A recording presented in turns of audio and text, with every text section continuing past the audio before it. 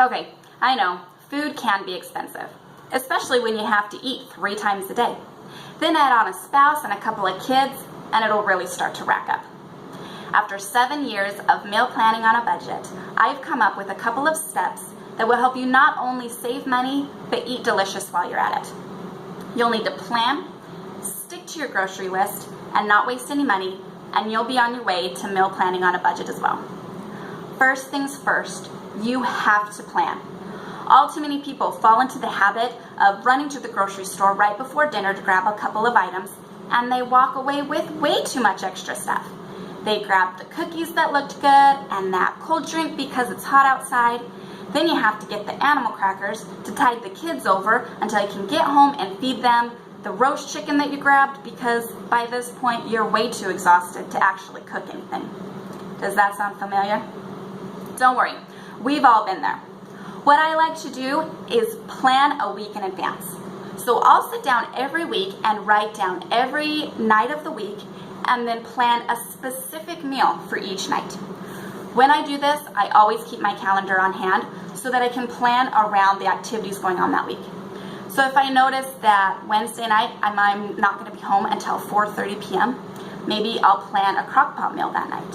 And if I see that Friday my husband's not going to be home at all for dinner, maybe I'll make that a little bit more of a kid-friendly meal. Now you need to decide what meals you're going to make. First thing I like to do is go to the fridge, freezer, and pantry to see if there's any items that need to get used up. Remember, we're trying to stay on a budget, and a great way to save money is by not wasting any food. So if I notice that there's some spaghetti sauce that needs to get used up before it goes bad, I'll go ahead and plan spaghetti for one of the nights this week to use it up.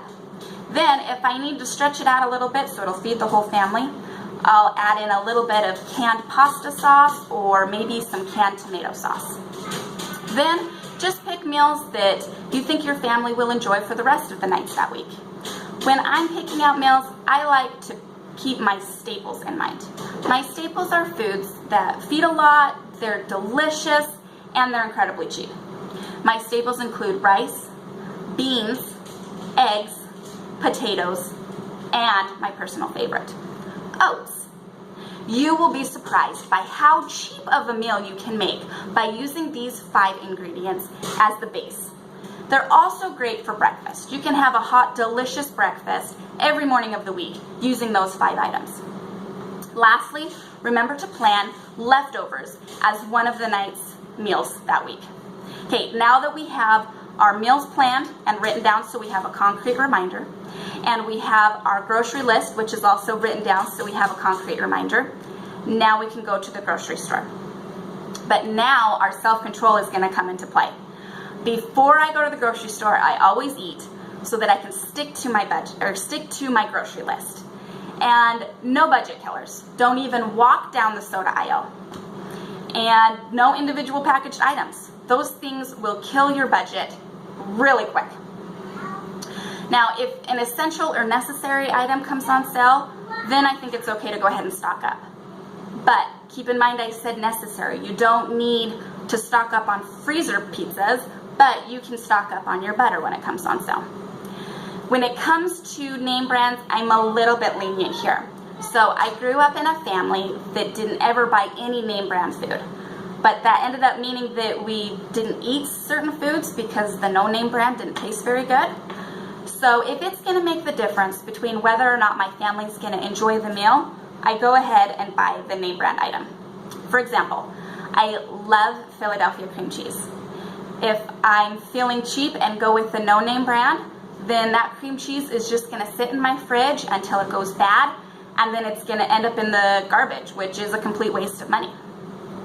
Okay, my last piece of advice is to utilize your freezer. So if the butter goes on sale, like I said, and you stock up on that, go ahead and shove it in your freezer, and you're set for a couple of months. Homemade items like jams and muffins are also great for the freezer. You can put them in there and pull them out for a quick meal or a quick snack.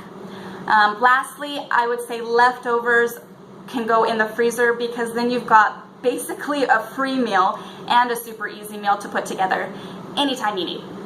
So that's it.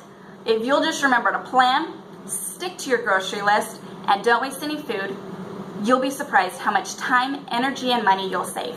Plus, the next time your kids ask what's for dinner, you'll already have the answer.